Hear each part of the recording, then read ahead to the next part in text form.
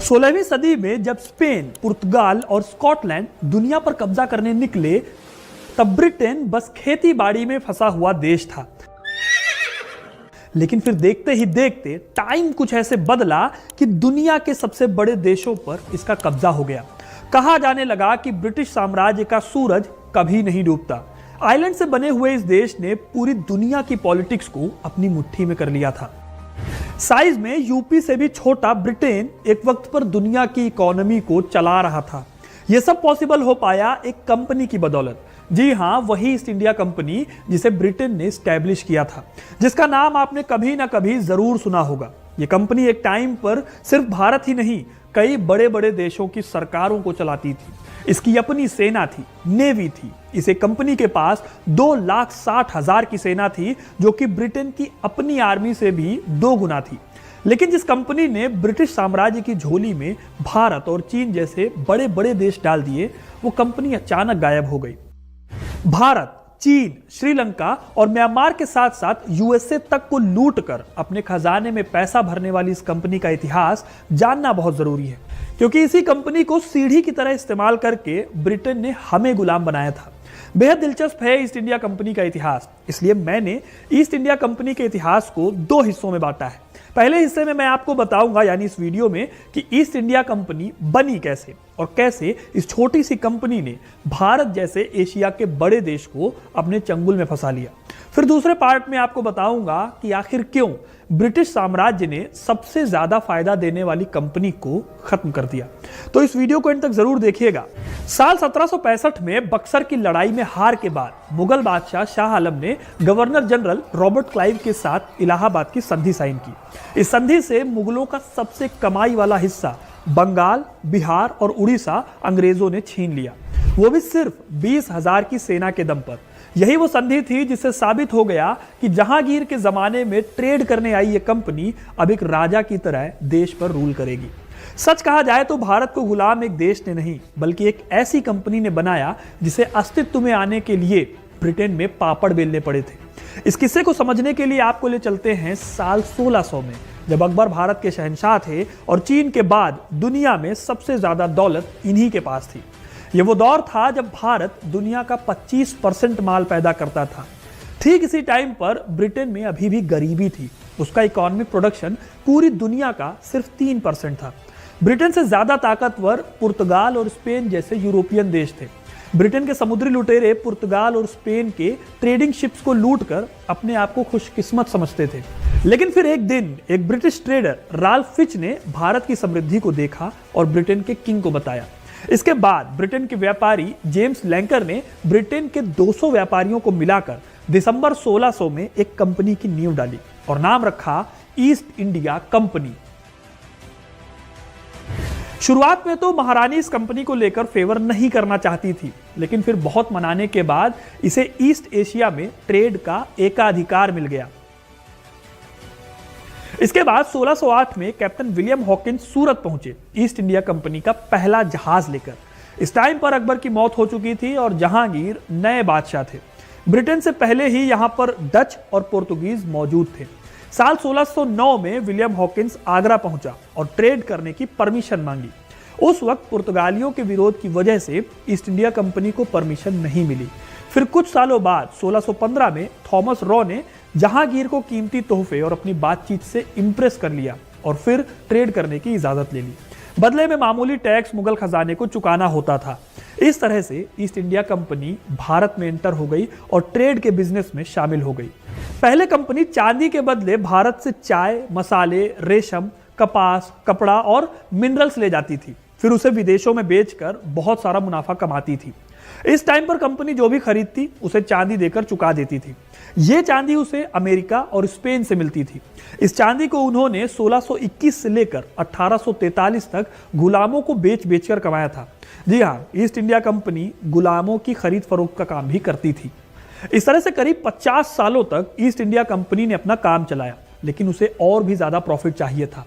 Portuguese और French competitors को भी उसे मार्केट से दूर करना था। इसलिए साल 1670 में British king Charles the second ने अपनी कंपनी को सेना रखने का हक दे दिया। ये वो दौर था जब औरंगजेब मुगल गद्दी संभाल रहा था। ब्रिटिश किंग से यह अधिकार मिलने के बाद कंपनी ने अपने कॉम्पिटिटर से लड़ना शुरू किया और बंगाल के कई एरियाज में जहां उन्होंने अपनी कॉलोनी बनाई थी उन पर कब्जा कर लिया। उन कब्जों से कंपनी थोड़ा ओवर कॉन्फिडेंट हो गई और सीधे मुगलों से भिड़ गई। उस वक्त औरंगजेब के पास 9 लाख की सेना थी। फिर एक छोटी सी टुकड़ी ने अंग्रेजों को उनकी सही जगह दिखाई, उनकी फैक्ट्रीज पर ताला लगवा दिया और बहुत माफी मांगने के बाद जाकर अंग्रेजों को दोबारा इजाजत मिली ट्रेड करने की। अब ये तो आप जानते ही हैं कि औरंगजेब के टाइम तक ही मुगलों की ताकत पीक पर हुआ करती थी, उसके बाद उनका पतन होने लगा था। तो इस बात का फायदा उठाने में ईस्ट इंडिया कंपनी भी पीछे नहीं रहने वाली थी। औरंगजेब की मौत के बाद भारत में सब कुछ बदल गया। मुगलों के वफादारों ने खुद को आजाद घोषित करना शुरू कर दिया। फिर चाहे अवध हो या बंगाल, सब अपनी सत्ता चलाने लगे थे। उधर मराठों की ताकत भी बढ़ती जा रही थी और निजाम भी अपनी ताकत बढ़ाने में लगे हुए थे। ऐसे में ईस्ट इंडिया कंपनी हर छोटे बड़े राजा को अपनी हेल्प ऑफर कर रही थी।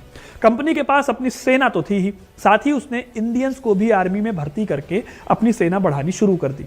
हालांकि इंडियंस को सबसे निचले दर्जे पर ही रखा जाता था उस दौर में। औरंगजेब की मौत के सिर्फ 50 सालों के अंदर ब्रिटिश ईस्ट इंडिया कंपनी की फैक्ट्री और उसकी सेना बहुत तेजी से एक्सपैंड करती है। इस एक्सपेंशन से खफा होकर बंगाल के नवाब सिराजुद्दौला ने अंग्रेजों के खिलाफ जंग छेड़ दी। हालांकि अपने ही सेनापति मीर जाफर की गद्दारी से सिराज हार गया और 23 जून 1757 की प्लासी की जंग से अंग्रेजों का बंगाल पर कब्जा हो गया। अब अंग्रेजों ने सिराजुद्दौला की जगह पर नवाब बनाया मीर जाफर को, लेकिन उसमें नवाबों वाली काबिलियत थी नहीं, इसलिए उसकी जगह पर मीर कासिम को नवाब बनाया गया। मीर कासिम कठपुतली नवाब बनना नहीं चाहता था, सो उसे अंग्रेजों की सारी चालें भी समझ में आ रही थी। इसलिए मुगल बादशाह शाह आलम और लखनऊ के नवाब शुजाउद्दौला के साथ मिलकर उसने 1765 में अंग्रेजों के खिलाफ बक्सर की जंग लड़ी। इस जंग में ईस्ट इंडिया कंपनी फिर से जीत गई और बंगाल पर पूरी तरह से अंग्रेजों का कब्जा हो गया। वीडियो की शुरुआत में मैंने इसी जंग से हुई ट्रीटी का जिक्र किया था, जिसके बाद आज के बंगाल, बिहार और उड़ीसा पर अंग्रेजों का कब्जा हो गया। बंगाल पर कब्जे के बाद ईस्ट इंडिया कंपनी की ताकत खूब बढ़ी। पहले जिस ट्रेड के लिए वो चांदी का इस्तेमाल करते थे, अब वो बंगाल के मिले टैक्स से वही ट्रेड करने लगे थे। लेकिन अभी भी भारत का बड़ा हिस्सा अंग्रेजों के कब्जे में नहीं था। साउथ में टीपू सुल्तान और मराठा बड़ा चैलेंज थे। टीपू सुल्तान ने फ्रेंच ईस्ट इंडिया कंपनी से कांटेक्ट किया और इसकी बदौलत टीपू ने अपनी सेना को मॉडर्न बना लिया था। वहीं मराठे भी दिल्ली के जरिए देश पर शासन करने का सपना देख रहे थे। कंपनी ने टीपू और उनके पिता हैदर अली से 4 युद्ध लड़े, जिन्हें एंग्लो मैसूर युद्ध कहा जाता है। हालांकि 1799 में चौथे एंग्लो मैसूर युद्ध में टीपू की हार हुई श्रीरंगपट्टनम की लड़ाई में और उसकी मौत के बाद मैसूर की रियासत पर अंग्रेजों का कब्जा हो गया। ठीक ऐसे ही 1761 में पानीपत की तीसरी जंग ने मराठों को भी कमजोर कर दिया था, जिसमें अहमद शाह अब्दाली के हाथों मराठों की हार हुई। पानीपत में हार के बाद महादजी सिंधिया के नेतृत्व में मराठे उठने की कोशिश करते हैं, लेकिन उनकी मौत के बाद मराठा साम्राज्य टुकड़ों में बंट गया।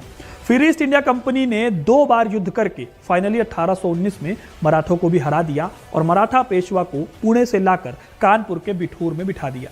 ठीक ऐसे ही सिख साम्राज्य के महाराजा रणजीत सिंह बड़ी चुनौती थे, लेकिन ईस्ट इंडिया कंपनी ने उनकी मौत का इंतजार किया पेशेंसली। उनकी मौत के 10 साल बाद पंजाब को भी ईस्ट इंडिया कंपनी निगल लिया। इस तरह से बंगाल, मैसूर, मराठा, जो देश की सबसे बड़ी ताकतें थी, कंपनी ने सबको अपने कब्जे में कर लिया। इसके बाद छोटी मोटी रियासतों के लिए लॉर्ड डलहौजी 1848 में हड़प नीति लेकर आया, जिसे डॉक्ट्रिन ऑफ लैप्स भी कहा जाता है। इस नीति के हिसाब से जिस राजा की संतान नहीं होगी, उसके राज्य का फैसला कंपनी तय करेगी। हड़प नीति के सहारे ही सतारा, झांसी और संभल जैसी रियासतें अंग्रेजों के पास चली गई। 1857 आते आते एक देश के बड़े हिस्से पर कंपनी का कब्जा हो गया। इस दौरान कंपनी ने रेलवे की शुरुआत की, डाक व्यवस्था शुरू की, ताकि इंडियंस को अच्छे से लूटा जा सके और ब्रिटिश साम्राज्य अच्छे से चलाया जा सके। ब्रिटिश साम्राज्य को इससे खूब फायदा हुआ। फिर कंपनी के अत्याचारों के चलते 1857 में विद्रोह हुआ, जिसके बाद कंपनी को अंग्रेजों ने खत्म कर दिया। ज्यादातर लोगों को यही लगता है कि 1857 की वजह से यह कंपनी बर्बाद हुई, लेकिन असल सच्चाई कुछ और है। इस कंपनी के अंत की शुरुआत इंग्लैंड की सरकार बहुत पहले से ही कर चुकी थी। तो कहानी शुरू होती है साल 1579 से। फ्रांसिस ड्रेक नाम के एक ट्रेवलर ने वो रास्ता ढूंढ निकाला जिससे इंडिया पहुंचा जा सकता था। ड्रेक ने स्पाइस आइलैंड्स को खोज लिया था। ये जगह इंडोनेशिया के नॉर्थ ईस्ट में पड़ती है। वो यहाँ से मसाले लेकर 1580 में ब्रिटेन आए और ब्रिटेन के हीरो बन गए, क्योंकि इस डील से उन्हें 5000 गुना फायदा हुआ था। इस फायदे को देखते हुए लंदन के जो ट्रेडर्स थे उन्होंने हिंद महासागर में ट्रेड करने की पिटीशन डाली। आगे चलकर 1599 में ब्रिटेन के कई बड़े ट्रेडर्स ने मिलकर ब्रिटिश महारानी विक्टोरिया प्रथम से 30,000 यूरो पाउंड के इन्वेस्टमेंट के साथ साथ एक कंपनी खोलने की सिफारिश की। कंपनी को बनाने का पर्पस था साउथ ईस्ट एशिया के देशों से ट्रेड करना और वहां से ज्यादा मुनाफा कमाना। इस तरह से 31 दिसंबर साल 1600 में ईस्ट इंडिया कंपनी अस्तित्व में आई। अगले 15 साल के लिए कंपनी को मोनोपोली दे दी गई, यानी कि कंपनी से परमिशन लिए बिना ब्रिटेन का कोई भी ट्रेडर साउथ ईस्ट एशिया के देशों से ट्रेड नहीं कर पाएगा। इसके साथ ही कंपनी को अपनी आर्मी रखने की भी परमिशन थी। अपने शुरुआती सालों में कंपनी मोलुक्का स्टेट्स तक ही लिमिटेड थी और मसालों का ट्रेड करती थी। फिर साल 1608 में कैप्टन विलियम हॉकिंस भारत पहुंचे। इस टाइम पर जहांगीर मुगल गद्दी को संभाल रहे थे। वही डच और पुर्तगाली पहले से ही भारत से ट्रेड कर रहे थे, यानी कि वो ब्रिटेन से पहले इंडिया आ चुके थे। उस वक्त मुगल काफी ताकतवर थे। उनके पास 40 लाख की सेना थी। हॉकिंस को एक बात तो समझ आ गई थी कि मुगलों की परमिशन और सपोर्ट के बिना वो भारत में कुछ नहीं कर सकते। अब जहांगीर ने तो हॉकिंस पर ध्यान नहीं दिया, लेकिन उनके शहजादे शाहजहां ने 1613 में ब्रिटिश ईस्ट इंडिया कंपनी को सूरत में फैक्ट्री खोलने की इजाजत दे दी। इसके बाद अगले 50 सालों में अंग्रेजों ने बंबई, मद्रास और बंगाल में अपने कारखाने शुरू कर दिए। कंपनी के ट्रेडर्स भारत से कॉटन, नील, पोटेशियम नाइट्रेट और चाय खरीदते, फिर विदेशों में उन्हें महंगे दामों में बेचते और खूब मुनाफा कमाते। उस टाइम पर कंपनी जो भी चीज खरीदती थी उसकी पेमेंट चांदी में करती थी। बदले में वो मुगलों को टैक्स भी देती थी, लेकिन इसके बावजूद उन्हें काफी फायदा हो रहा था। ब्रिटेन और मुगल दोनों को इससे फायदा हो रहा था।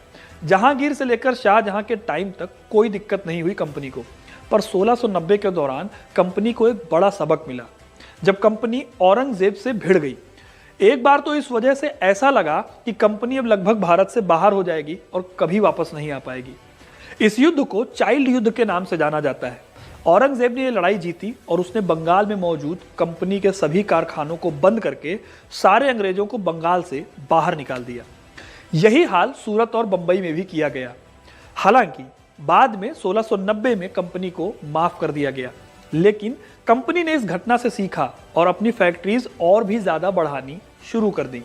अब कहने को तो ये फैक्ट्रीज थी, लेकिन इन फैक्ट्रीज में असल में किले और छावनियां हुआ करती थी। इन्हीं की बदौलत कंपनी आगे चलकर बड़ा उलटफेर करने वाली थी।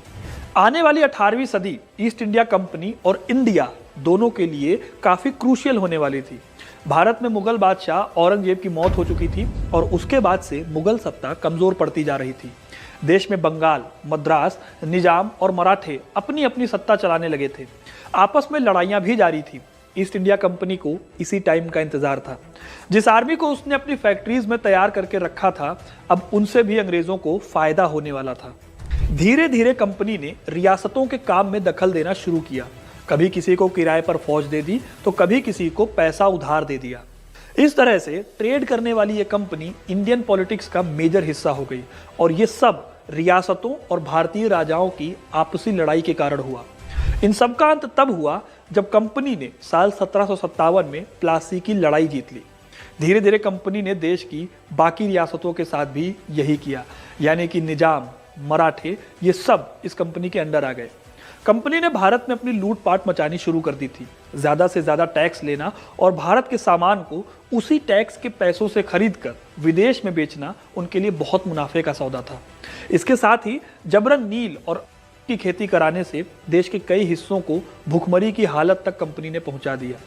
इसी बीच बंगाल और मद्रास में भयानक अकाल पड़े थे। 100 सालों के राज में 34 बार अकाल पड़े पूरे देश में, और इसमें भी राहत का काम करने की बजाय कंपनी ने टैक्सेस को बढ़ाया और रियासतों पर कब्जा करना जारी रखा। अंग्रेजों ने देश को कितना लूटा उस पर मैंने एक डिटेल वीडियो बनाई है, आप इस लिंक पर क्लिक करके उस वीडियो को देख सकते हो। खैर, कहानी में आगे बढ़े तो साल 1800 तक पंजाब को छोड़कर लगभग सारी रियासतों को कंपनी ने जीत लिया था, लेकिन कंपनी के खिलाफ इसी बीच इंग्लैंड में भी विरोध शुरू हो गया था। फादर ऑफ इकोनॉमिक्स कहे जाने वाले एडम स्मिथ ने इसी टाइम पर फ्री इकोनॉमी की बात कही थी, जिसका असर इंग्लैंड में हो रहा था। इसीलिए साल 1813 में एक चार्टर लाकर कंपनी का जो एकाधिकार था उसे खत्म कर दिया था। मतलब कि अब कोई भी ब्रिटिश कंपनी या नागरिक भारत में कंपनी की इजाजत के बिना भी ट्रेड कर सकती थी। अब ये चार्टर इस कंपनी के अंत की शुरुआत थी, क्योंकि कंपनी को चैलेंज करने के लिए कई दावेदार खड़े होने लगे थे और इससे कंपनी के करप्शन का भी भंडाफोड़ हो रहा था। असल में कंपनी ने फायदा कमाने के लिए भारत में हर वो काम किया जिसकी वजह से लोग प्रताड़ित होते रहे, लेकिन इससे कंपनी को कभी कोई फर्क नहीं पड़ा। देश का टेक्सटाइल सेंटर, हैंडलूम इंडस्ट्री सब बर्बाद हो गया, क्योंकि जो कंपनी पहले ये सब सामान भारत से ले जाकर इंग्लैंड में बेचती थी, वही कंपनी अब इंग्लैंड की फैक्ट्रीज में बना सस्ता सामान भारत में बेचने लगी। ये सामान इतना सस्ता होता था कि भारत की इंडस्ट्रीज इसका मुकाबला नहीं कर पाई और बर्बाद होकर रह गई। गवर्नर जनरल विलियम बेंटिक ने अपनी 1834 की रिपोर्ट में लिखा था कि इतिहास में ऐसी कोई विकट परिस्थिति का उदाहरण नहीं मिल सकता। भारतीय बुनकरों की हड्डियों से धरती सफेद हो गई है। अब आप सोचकर देखिए कि कैसी सिचुएशन हो गई होगी उस टाइम पर। लेकिन वो कहते हैं ना कि पाप का घड़ा जब भर जाता है तो आफत हर तरफ से आती है। कंपनी के साथ भी कुछ ऐसा ही हुआ। इंग्लैंड में इसका विरोध हो ही रहा था। भारत में ब्रिटिश नीतियों से परेशान बंगाल रेजिमेंट के एक हिस्से ने 1857 में विद्रोह कर दिया। यह विद्रोह धीरे धीरे नॉर्थ इंडिया के बड़े हिस्से में फैल गया और इस विद्रोह की वजह से कंपनी की हालत पतली हो गई। लेकिन विद्रोह को दबाने के दौरान कंपनी ने हजारों लोगों को बाजारों में और सड़कों पर लटकाकर मार डाला और बहुत सारे लोगों को कुचल दिया गया। कहा जाता है कि कॉलोनियल ब्रिटिश हिस्ट्री का यह सबसे बड़ा नरसंहार था। साल 1858 में ब्रिटेन की महारानी विक्टोरिया ने कंपनी के सभी अधिकारों को समाप्त कर दिया और शासन की बागडोर सीधे तौर पर अपने हाथों में ले ली। कंपनी की सेना को ब्रिटिश आर्मी में मिला दिया गया और नौसेना को पूरी तरह से खत्म कर दिया गया। आखिरकार साल 1874 में इस कंपनी को पूरी तरह से खत्म कर दिया गया। साल 1757 में जब ईस्ट इंडिया कंपनी ने प्लासी की लड़ाई जीती, तब उन्हें असली फायदा मिलना शुरू हुआ, क्योंकि इससे पहले तक कंपनी ट्रेड के लिए अपने पैसों से इन्वेस्ट करती थी। लेकिन प्लासी की लड़ाई जीतने के बाद उनकी ये प्रॉब्लम खत्म हो गई, क्योंकि अब वो बहुत ज्यादा टैक्स वसूलते थे और उसी टैक्स से उनका सारा काम चल जाया करता था, ट्रेड से लेके सैलरी तक का। बंगाल में ही अंग्रेजों ने अपने बड़े ऑफिसर्स को अच्छी खासी सैलरी देनी शुरू की। साल 1774 में वॉरेन हेस्टिंग्स को बंगाल का गवर्नर जनरल बनाया गया। उनके साथ 4 अंग्रेज, sir Philip Francis, Richard Barwell, colonel Monson और जनरल क्लोविंग को सुप्रीम काउंसिल मेंबर बनाया गया। इन सभी लोगों को $8,000 महीने के हिसाब से सैलरी दी जाती थी।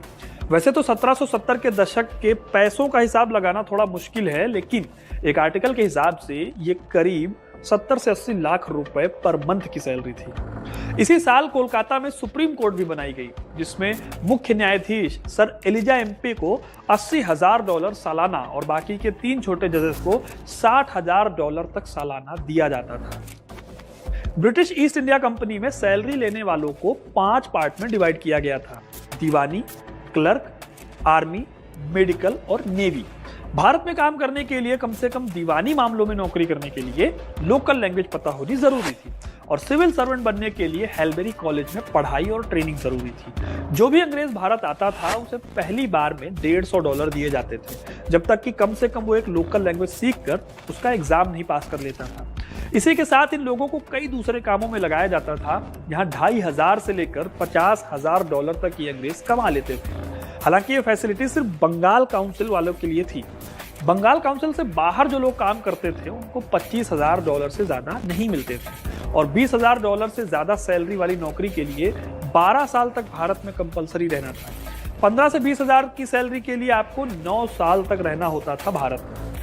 अब इतनी ज्यादा सैलरी की वजह से जॉब में काफी कंपटीशन था और करप्शन भी था, खासकर सिविल सर्विसेज की नौकरी में। सिविल सर्विसेज की नौकरी पाने के लिए कई मिलिट्री ऑफिसर्स अपनी रेजिमेंट तक को छोड़ देते थे। वैसे तो सिविल सर्विसेज में सारी सैलरीज का एवरेज लगभग $8,000 के आसपास होता था, लेकिन जो बाकी के इंसेंटिव्स होते थे वो बेहद ज्यादा हुआ करते थे। इस वजह से कोई भी वहां जाने के लिए तरसता था।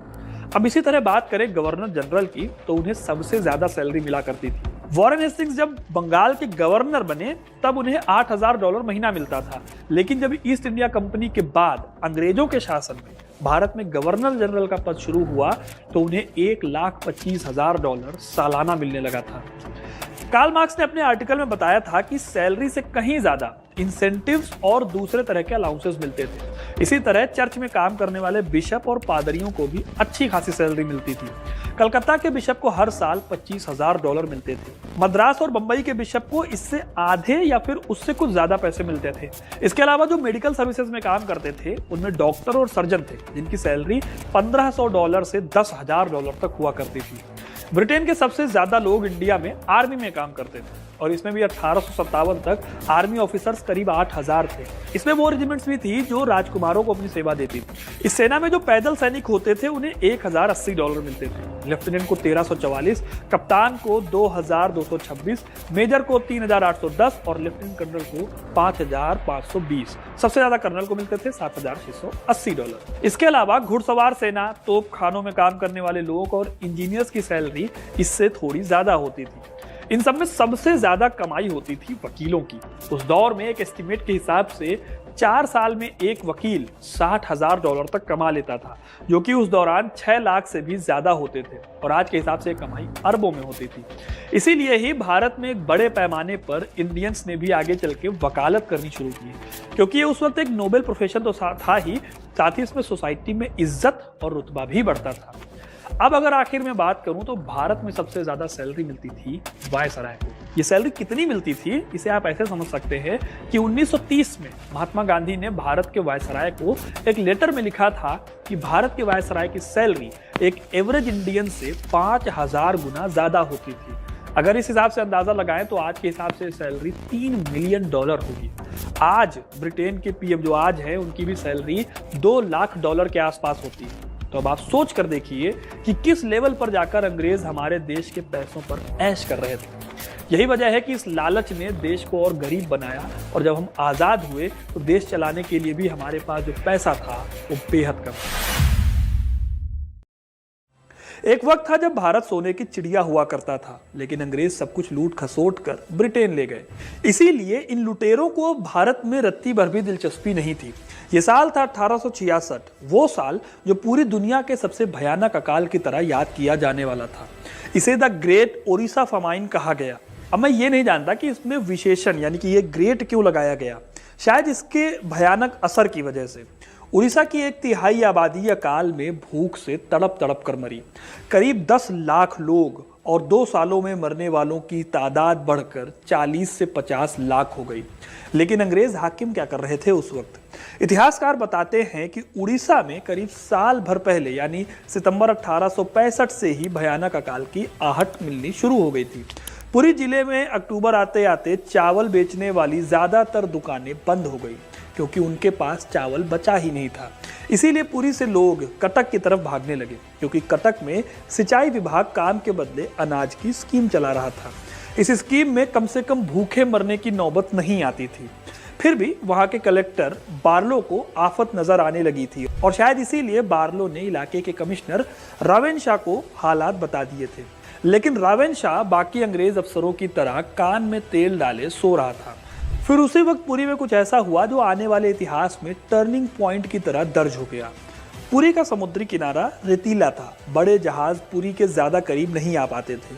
वो पुरी के किनारे कई 100 मीटर दूर ही लंगर डालते थे और सामान उतारना हो या फिर सामान को वहां तक पहुंचाना हो, इसके लिए छोटी छोटी बोट्स को जहाज तक ले जाया जाता था।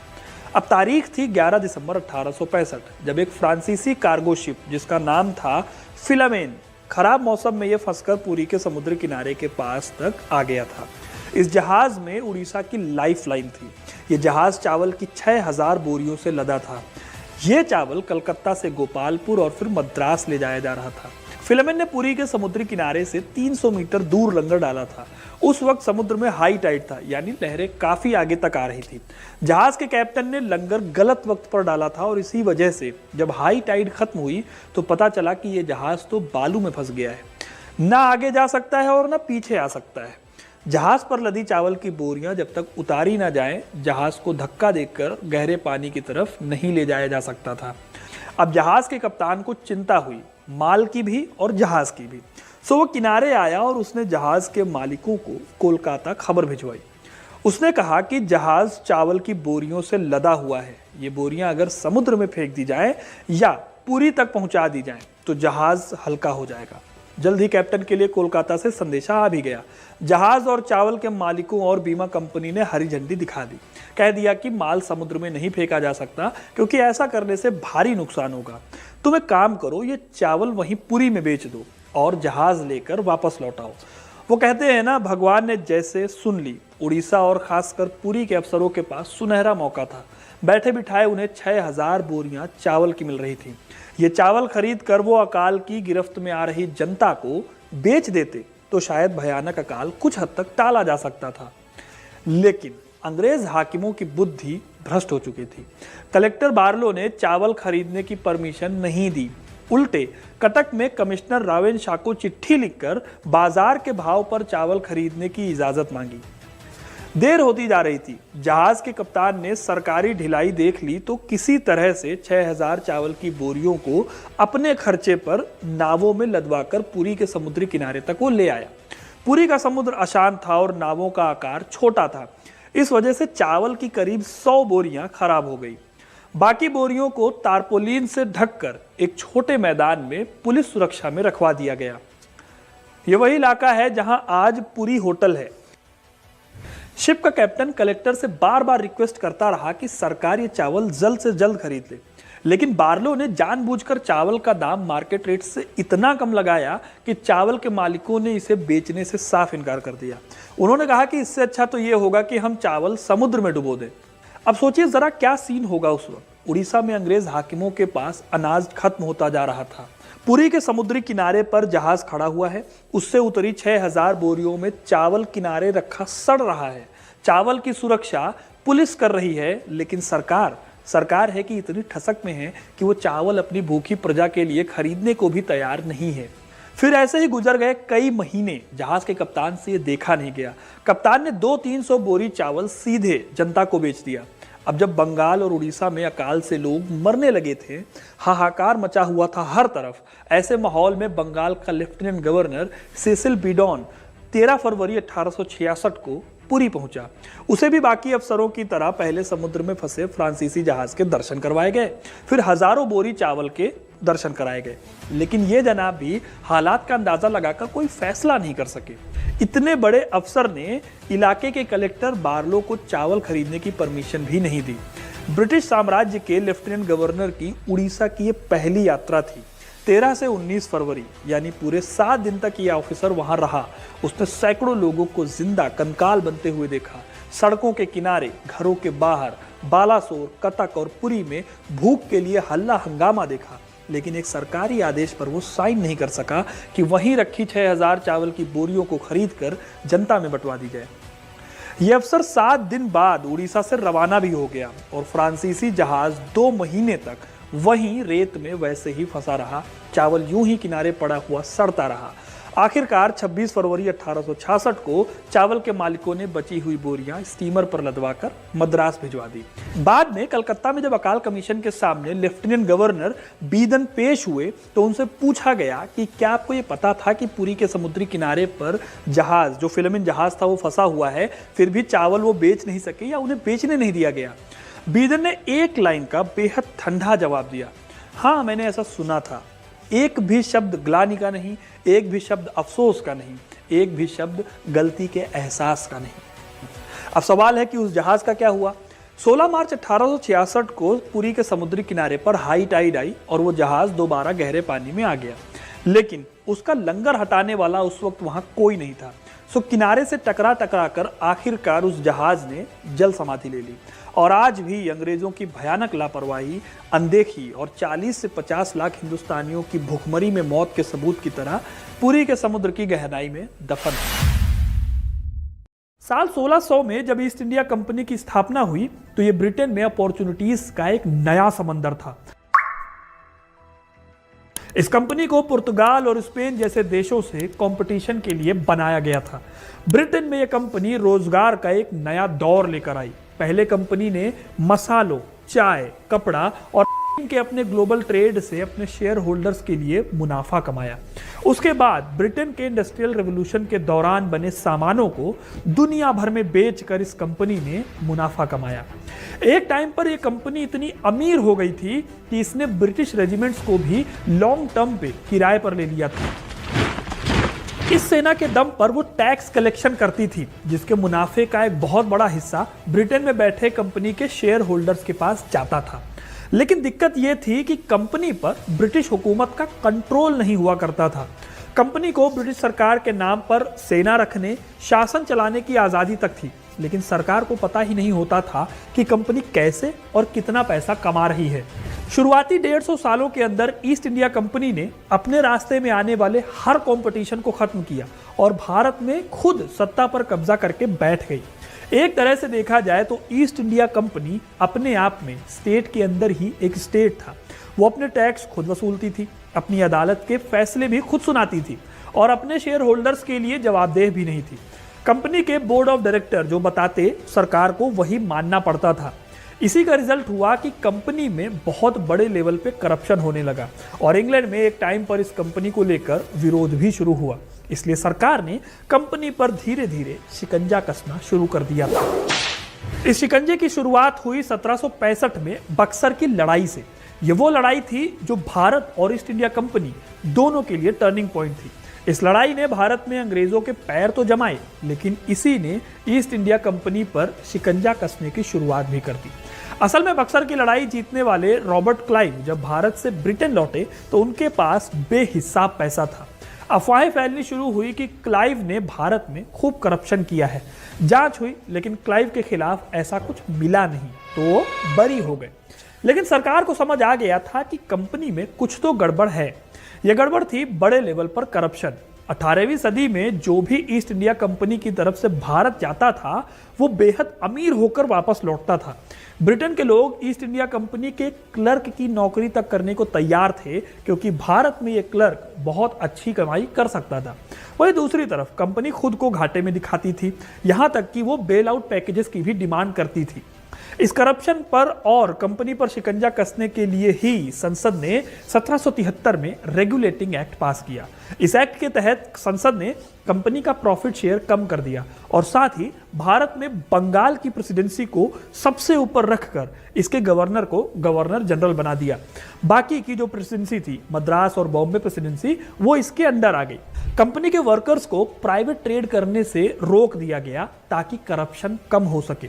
साथ ही गवर्नर पर चेक रखने के लिए उसके साथ 4 लोगों की एडवाइजरी काउंसिल बना दी गई। कलकत्ता में एक सुप्रीम कोर्ट भी बना दिया गया। इस एक्ट का मकसद ये था कि करप्शन खत्म होगा, लेकिन खुद भारत के पहले गवर्नर जनरल वॉरेन हेस्टिंग्स के ऊपर 1785 में करप्शन का आरोप लगा।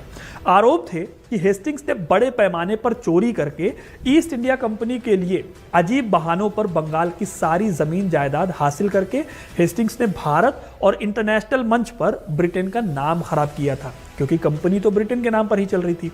इन्हीं आरोपों के बीच सवाल भी उठने लगे कि एक प्राइवेट कंपनी को ब्रिटेन के नाम पर काम करने की इजाजत भला कैसे मिल सकती है।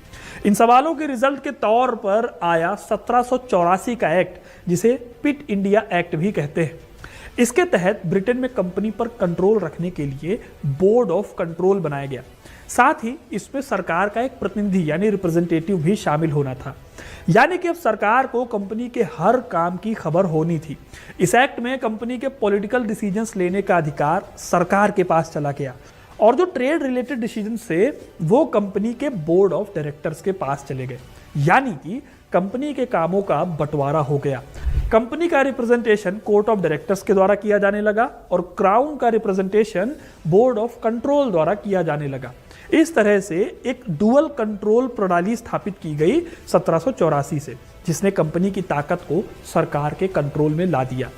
फिर 1813 के चार्टर एक्ट ने कंपनी को और भी ज्यादा रिस्ट्रिक्ट किया, उसके पर कतरे। इस एक्ट में कहा गया कि अब से ईस्ट इंडिया कंपनी जिस एरिया पर भी कब्जा करेगी वो सीधे ब्रिटिश संसद के अंडर आएगा।